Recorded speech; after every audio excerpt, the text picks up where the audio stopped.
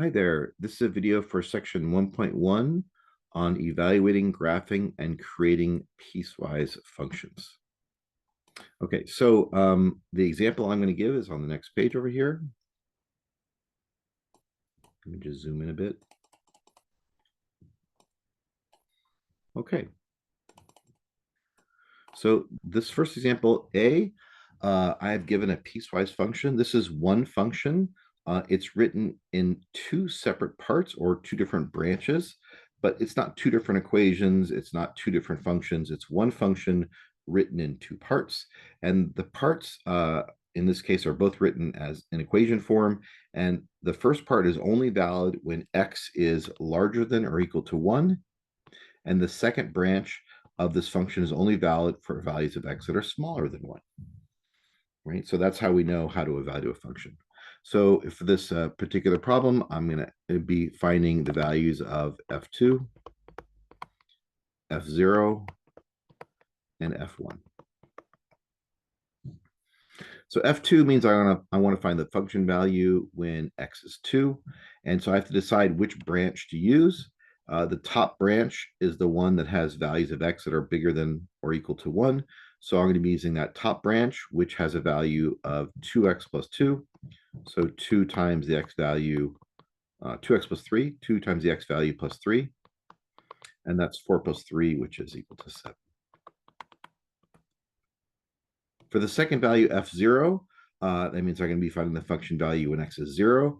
0 is actually part of the second branch because the second branch works when x values are less than 1. So I'm going to be plugging in x equals 0 into the second branch. Please note that the second branch just says that the output value, the function value, is 4. It doesn't say 4 times x. It doesn't say 4 plus x. It just says 4. It doesn't care what x is. The y value is 4. So we know that f0 is equal to 4. F1 is actually where the two branches kind of meet, or at least one switches from the other. So we have to decide which one to plug one in. And if you look carefully, you'll notice that for this first branch, it includes the number 1 because it says greater than or equal to 1.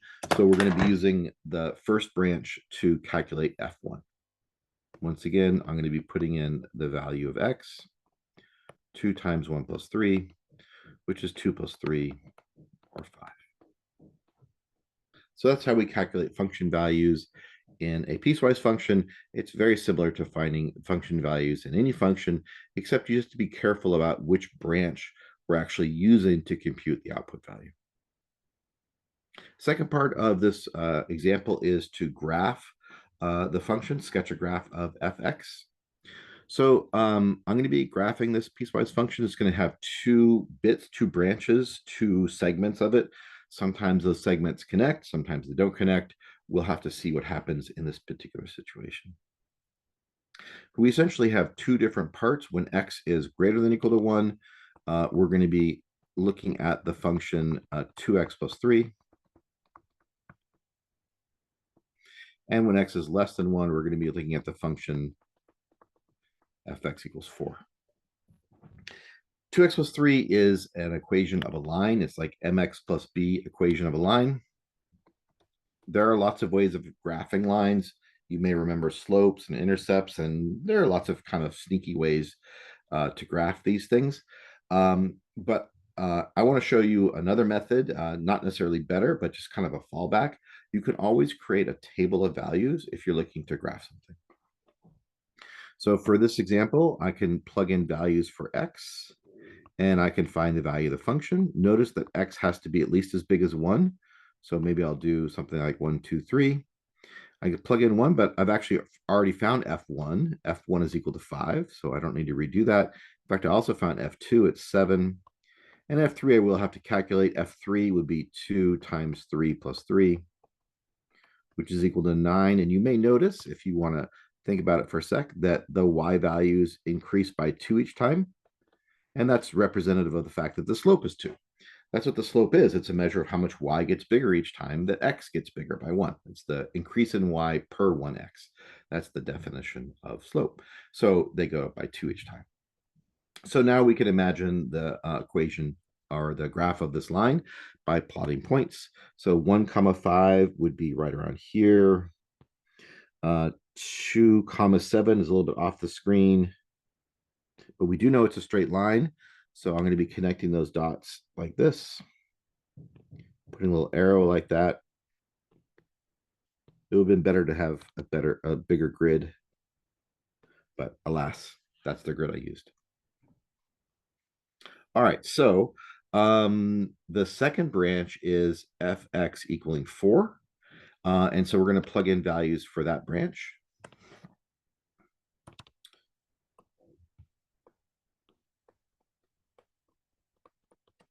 And I can only use values of x which are smaller than 1.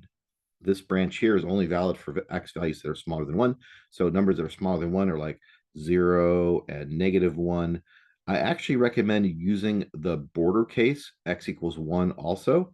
I usually put like a little mark here just to remind myself that this is the border case and it's not really a valid input for x. So I'm going to use an open circle to represent that it got really close to x equals 1, but it actually can't take on the value of x equals 1. All right, well, what happens when I look at this function, fx equals 4? Well, once again, just to remind you, this function is a value of 4. It doesn't really have an x for me to plug anything into. It is just a y value of 4. So when I plug in 1, it would be 4. When I plug in 0, it's 4. There's nothing to plug in. The function value is always 4. That's what fx equals 4. It's saying the y value is 4 no matter what. So graphing these points, 1, 4 would be right here. I'm going to use an open circle because it can't really have an x value of 1. 0, 4, I'll put a regular dot here, -1, 4. And this is a horizontal flat line like this with an open circle at 1, 4. So these two branches actually do not connect. They're pretty close, but they do not connect. And that is the graph of the function fx.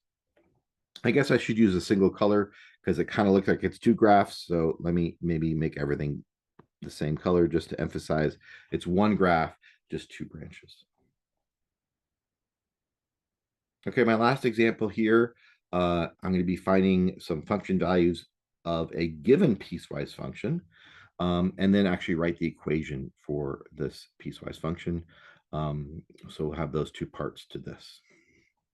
The first thing is just to find some function values. This function is given in graph form.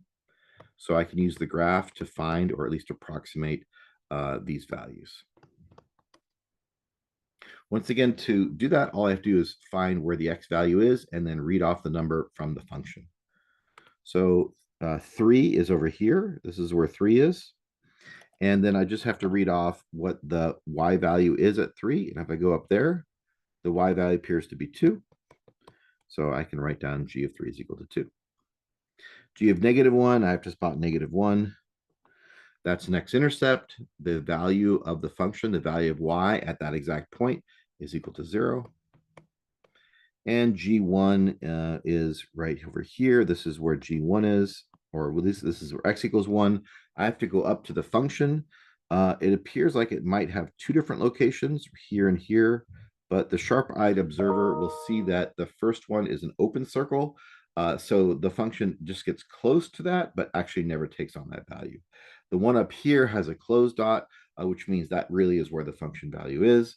And if you're reading off that, it appears to be 4. So those are the function values. The last part is just to find the equation. So we're going to be writing an equation for g of x.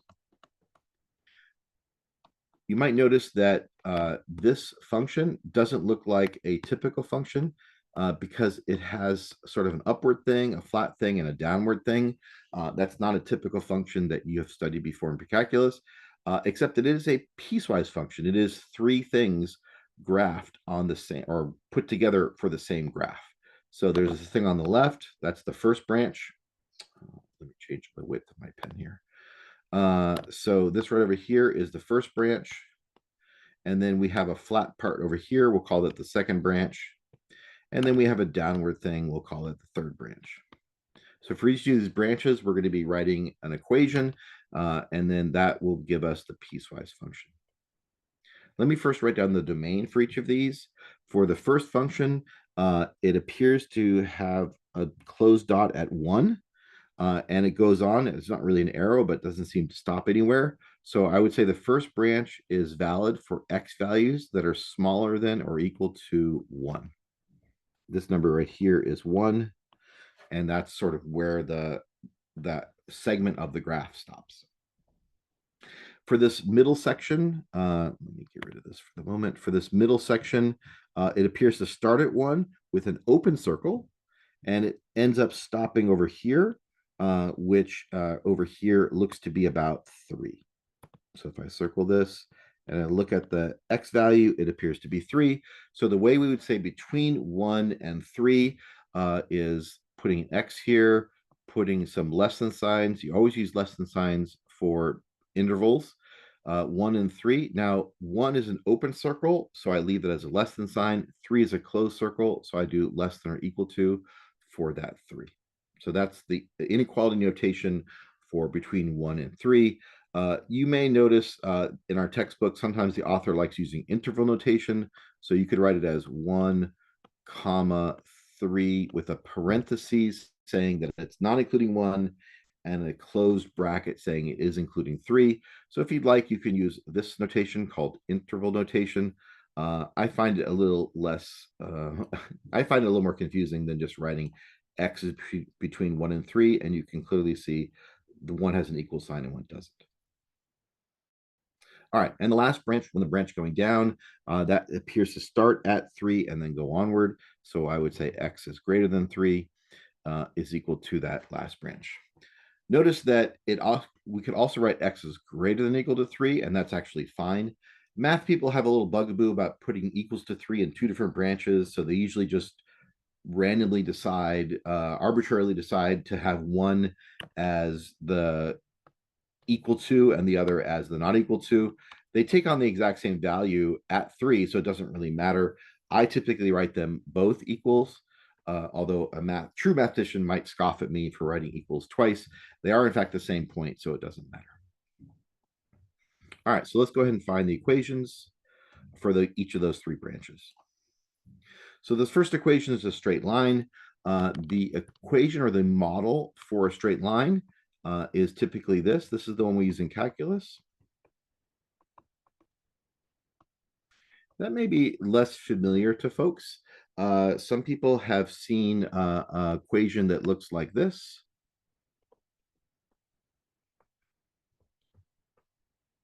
And you're certainly welcome to use y equals mx plus b to find the equation line. You'll get the same correct answer. You won't lose any points. But honestly, this is a more advanced model that's going to be used in calculus. So I'm going to be demonstrating on using this model. And if you haven't had a chance to learn that, this might be an introduction for that as well. Whichever model I use, I'm going to have to find the slope, and I'm going to have to find some points, right? One of them I end up having to find the y-intercept. The other one, I can use any point whatsoever. All right, so what's the slope going to be? Well, in order to find the slope, I have to find the change in y, and I have to find the change in x. So I know this point right up here. I have a point that is x is 1, y is 4. And there's also a point right here, which is the y-intercept. That's when x is 0 and y is 2. So I know, maybe I'll write these the other way around, even though I found 1 comma 4 first.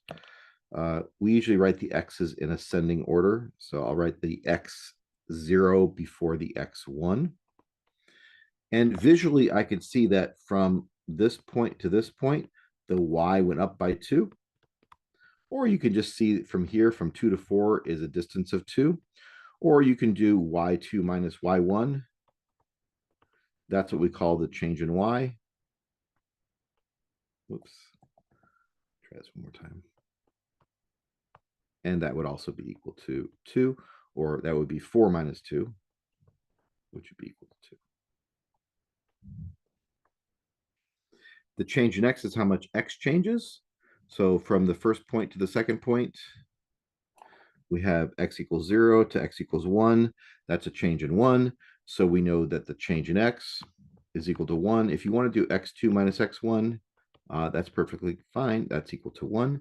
And so our slope is going to be the ratio of the change in y over the change in x. In other words, it's how much y grows per x. So the slope is going to be this, which is 2 over 1, which is just 2. So the way I use this this form here is called slope intercept form. This is called point slope form. Point slope form. The way I use point slope form is you need any point and any slope. I guess the slope. The slope is 2, so I'm going to be plugging in 2 where the m is, and you need any point, any x1, y1. So we can use 0, 2, or we can use 1, 4. It doesn't really matter. I'll use 1, 4 just for fun. I'd probably use 0, 2 because the numbers are smaller, but for demonstration purposes today, I'll use the 1, 4. And so I'll do y minus the y point, which is 4. And that equals the m, which we already know is 2, x minus the x point. In this case, since I'm using 1, 4, the x point is 1. And that's the equation of the line. Now, mathematicians consider it good manners to write equations in y equals format when possible. So I would just add 4 to both sides, and that would give me an isolated y on the left-hand side. And that would be my equation for the first branch. So I'm going to go up here, and I'm going to write in this first branch, 2x minus 1 plus 4. And that's true whenever x is less than or equal to 1. All right, second branch here, we have a straight line going right across. So for the second branch, this is the first branch right over here. First branch. For the second branch, it's a straight line, horizontal line. If you don't remember the equations of horizontal lines, it's y is equal to a constant. You can see here that the slope is going to be 0. The point we have, the first point here on the left we have is 1, 2.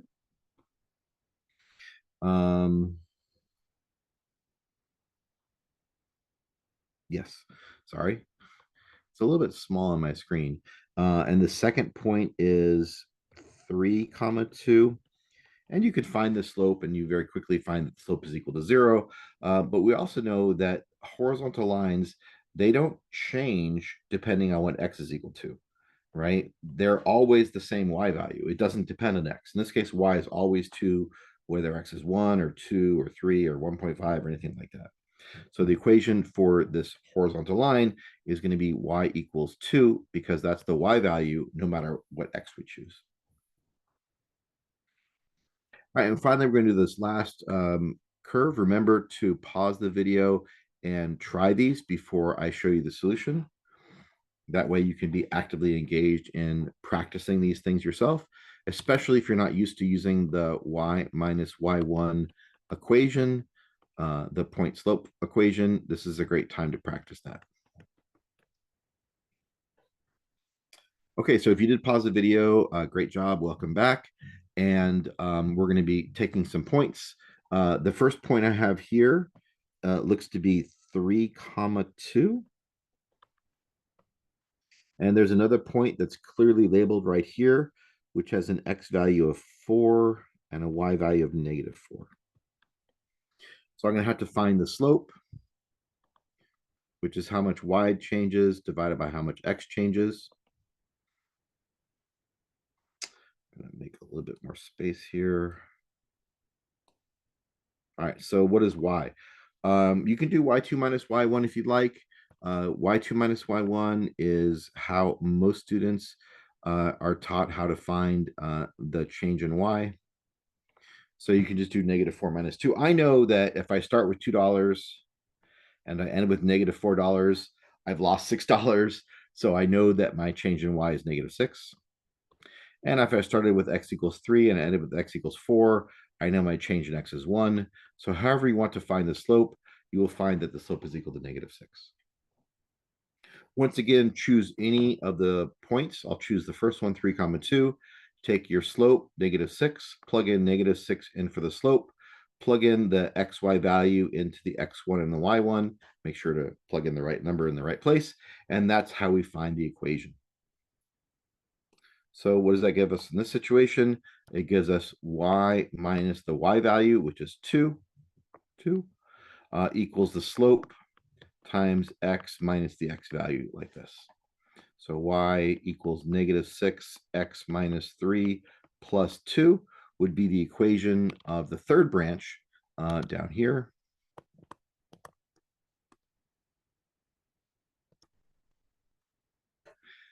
Now, I know some people are using y equals mx plus b because that's great. You can use y equals mx plus b. It's a perfectly fine equation. It does give you equivalent answers. Your answer will look a little bit different because it's in a different format. It's easy to change this point slope form into the format of y equals mx plus b just by distributing, by multiplying things out. So if I multiply things out, I'm going to get y equals -6x plus 18 plus 2, which is y equals -6x plus 20. So if you did y equals mx plus b form, I think you might have ended up with something like y equals -6x plus 20, and that would be equivalent to the answer that I have in my equation for gx. So this monstrosity here, this thing, gx is equal to this piecewise function, is the answer to the question, what is the equation for the function gx? So that's the equation, and that's the end of this example. Please reach out if you have any questions or comments, and I hope you have an enjoyable day.